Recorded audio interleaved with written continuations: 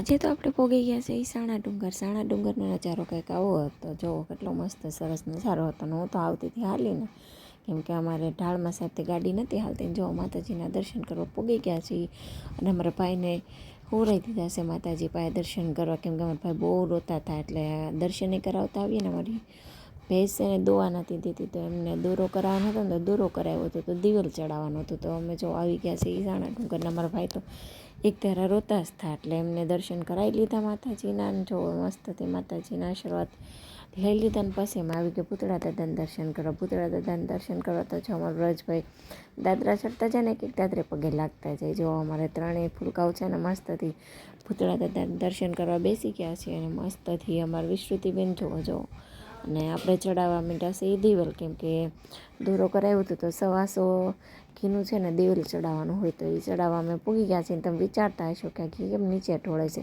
તો આવી રીતે જ બધા ચડાવતા હતા. બધું ઘી પછી થાળીમાં પડે ને થાળીમાં છે ને ચમચો રાખે, દિવેલ ઓછું થતું જાય ને તો એમાંથી ચમચો ભરીને દિવેલ ચડાવતા હતા. તો જો આવી રીતે કંઈક હતું એટલે અમે નીચે નથી ઢોળ્યું, બસ બધા આવી રીતે જ ચડાવતા હતા. બધાએ કીધું તો નહીં આમ જ ચડાવી દઉં એમ, પછી ચમચો ભરીને એમાં પાછું નાખી દેવાનું એમ કે. તો અમે એવી રીતે ચડાવી દીધું. તમે લાવ જો માતાજીના દર્શન કરી લો અને ચાલો તમને ભીમની ગુફા દેખાડીએ. તો જુઓ આ છે ભીમની ગુફા. અહીંયા ભીમને એ બધા એને સૈનિકો એને રહેતા હતા અને લગભગ એવડાએ કંઈક એક રાતમાં કંઈક 365 અમે નીચે જે બધા વસ્તુ વેચતા હોય ને એમને પૂછ્યું હતું તો 365 ગુફા એ લોકોએ બનાવેલી હતી ને. અને ગુફા બહુ મસ્ત હતી. અને આ જો અમે પૂગી ગયા હતા ઉપરનો નજારો જોવો કંઈક આવો હતો. અને મસ્તનો ડેમ દેખાતો હતો ને. ત્યાં તો અમારે સાહેબ કે ઓલી ક્યાં ગેમ નહીં તો કોને ખબર હતા, તો એ બેન થયા અમે ટેકરી બનાવતા હતા. તો જો મસ્તથી કૃષાલીબેન ટેકરી બનાવી આવ્યા. અને ચાલો હવે ડેમ જોવા તમને બધાને ડેમ બતાવીએ. જુઓ કેવો મસ્ત ડેમ દેખાય છે આગેથી, તમે જોતા જશો.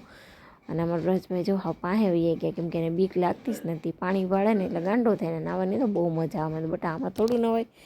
પછી અમે ડેમ જોવા માંડ્યા ને વલ્કુન ગમે તો સાહેબ આ શું છે, તા તો એ કે ખમ તને ઝૂમ કરીને બતાવું. એ કે મેં કીધું હા બતાવો ને. મેં કીધું શું છે, એ કે ખમ બતાવો. પછી મને કે આ છે ગૌશાળા. તો કોઈ દિવસ નથી આવી. મેં અરે ના, મારા લગ્નના 13 વર્ષ થઈ ગયા પણ હું પહેલી વાર જ સાણા ડુંગર ગઈ હતી. જો આ છે ગૌશાળા, દરિયાના કાંઠે જ છે ગૌશાળા. કેટલી મસ્તની છે. તમે આ બાજુ ફરવા આવો તો જરૂર સાણા ડુંગરને ગૌશાળા જોવા આવજો, કેમ કે બહુ મસ્ત છે. ને જુઓ તો ખરી તળાવ કેવું મસ્ત છે.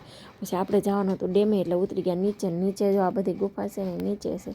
તો નીચે આપણે જોવા માંડ્યા ગુફા. તો સાહેબને કહું આ ગુફા હેની છે, એ કે આમાં તો 365 ગુફા છે. કે મને તો એકેના નામે નથી આવડતા. મારે તને શું કહેવું, બધી ગુફા આપણે જોઈ લીધી. મેં તો મને કે હાલતા નહીં કે લઈ જાઓ હાથી ખાણું જોવા. મેં તો કેમ, એ કે અહીંયા કે હાથીને બાંધતા નહીં કે હાથી ખાણું છે. મેં તો હાલો મને બતાવો. પછી એમાં ચાલ્યા બધા જોવો હાથી ખાણું જોવા. અને આમ જોવો તો ખરી બધા કેટલું કંજાર થઈ ગયું છે. તો આવડું છે હાથી ખાણું. અહીંયા છે ને ભીમને બધા હાથીને એને બાંધતા. તો આ છે આખું હાથી ખાણું. વ્રજભાઈ જુઓ કે ટાટા એ કે હાથી ખાણું આપણે જોઈને નીકળી ગયા ડેમ તરફ જવા માટે. તો અમારા સાહેબ કે ઘડીક ઊભા તો રહે, ઘડીક બેસી એમ. કીધું નહીં ડેમે જવું છે, કેમ કે બધા છોકરાઓને ડેમ જોવાનું બહુ મસ્ત આમ ઉત્સાહ હતો કે નહીં હાલો જલ્દી ડેમે જઈએ એમ. એને એમ કે દરિયાની જેમ નાહવાનું હશે. તો આપણે જો પોગી ગયા ડેમે.